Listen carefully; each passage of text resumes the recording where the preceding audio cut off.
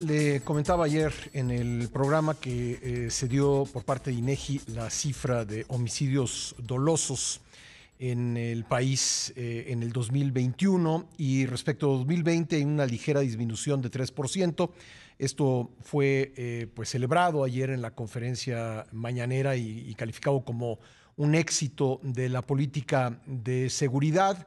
Es un descenso de 1,148 homicidios en 2021 respecto de 2020. Pero, pues, ¿qué análisis se puede hacer de estos datos y qué tanto es verdad que esto se debe, este descenso de 3%, se debe a la política de seguridad que ha implementado el gobierno? Lo vamos a platicar con Carlos Matienzo, quien es especialista en temas de seguridad.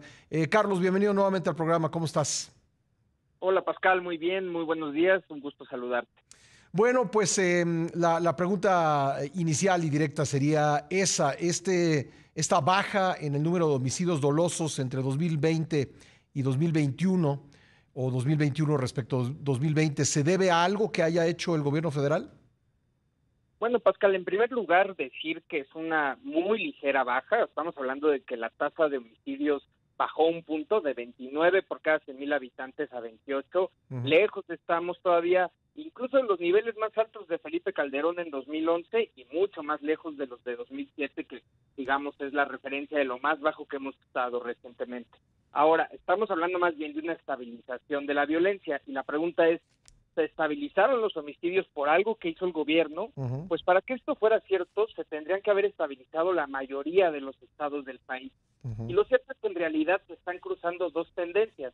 Algunos estados crecieron mucho, como Sonora, Baja California, Zacatecas, mientras otros, principalmente Guanajuato y Ciudad de México, jalaron la tendencia a la baja. Ujú. Entonces estamos hablando del cruce de dos realidades. Hay estados donde el terror ha aumentado y otros donde ha habido sí una disminución de la violencia.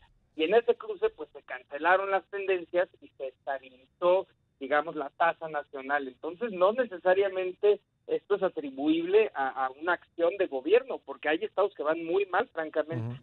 ¿Cuál podría ser una explicación alterna? Aquí comentamos con la audiencia el día que el presidente pues comentó algo que fue muy polémico pues él decía que en los estados en los que hay una sola, una organización criminal dominante, hay menos homicidios. Pues digamos, dando por buena esta hipótesis, pues quizá podría ser por eso, te lo pregunto. Mira, de entrada es medio un mito esto de los bajos homicidios en los lugares donde hay control territorial de un solo cártel. Hablemos Ajá. de Sinaloa. En efecto, Sinaloa no está en el top 5 de los estados más violentos, a veces ni siquiera en el top 10 en México, pero tiene una tasa de 17 homicidios por cada 100,000 habitantes y la tasa mundial es de 6 homicidios por cada 100,000 habitantes. Ujú. Entonces es casi 3 veces mayor, tampoco es un estado realmente pacífico. ¿Qué sí ha jalado un poquito la tendencia a la baja? Fue Guanajuato el año pasado. Guanajuato explica alrededor de 2,3% del 3% de la caída de los homicidios a nivel nacional. Sigue niveles muy altos Guanajuato, pero sí bajaron sustancialmente. Ujú. Y ahí yo te diría que hay dos factores. Uno, que se decidió descabezar a una de las organizaciones que combatían por el territorio, el cártel de Santa Rosa de Lima. Ujú. Ahí sí hubo una decisión de atacar al cártel, a uno de los cárteles que operaban, y por otro lado hay un gran trabajo o un trabajo muy intenso del gobierno estatal. O sea, le han metido muchísimo a las policías municipales, es el estado que ahorita más paga a los policías estatales, Ujú. y pues es un estado también rico, con capacidad para poder avanzar en esta problemática, como en su momento lo fue Nuevo León en el Ujú. año 2010-2011. Y también para Guanajuato, pues es un tema de sobrevivencia, ¿no? Por lo importantes que son las inversiones en ese estado. Tener un estado con ese nivel de criminalidad, pues tampoco es pues muy benéfico, que digamos, ¿no? Para ningún estado, pero para un estado que quiera traer inversiones del extranjero, pues es un verdadero problema, ¿no? Claro, y hay un sector privado fuerte que trabaja de la mano del gobierno Sí. estatal, comparten información, se comunican con las autoridades, pues para poder atacar los problemas que están viviendo, sobre todo ciudades, como bien mencionas, como Celaya, ¿no? Que Ujú. es tan importante para el corredor industrial del Bajío.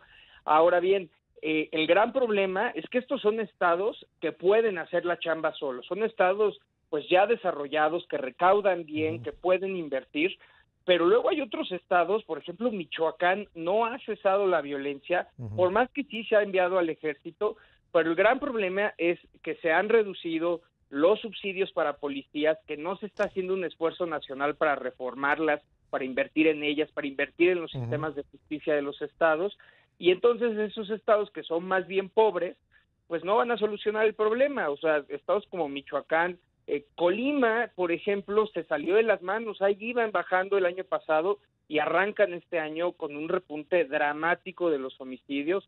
Por cierto, estamos hablando de estados que ya gobierna el mismo partido que el presidente, entonces tampoco eso ha resuelto la situación. Sí. Y Zacatecas se puede decir otro tanto, ¿no? Zacatecas ha disminuido ligeramente, ahí sí desde el cambio de gobierno, pero aún se ubica aún entre los 3 estados más violentos del país, y sin duda es la historia más grave de este sexenio. Bueno, pues muy interesante observar estos datos. Si lo hace uno detenidamente como tú lo estás haciendo para nosotros, estado por estado, pues se encuentran por lo menos explicaciones alternativas a la que ayer presentó el presidente Andrés Manuel López Obrador. Carlos, te agradezco mucho que nos acompañes en el programa. Gracias, Pascal. Buen día. Gracias, Carlos Matienzo, especialista en temas de seguridad.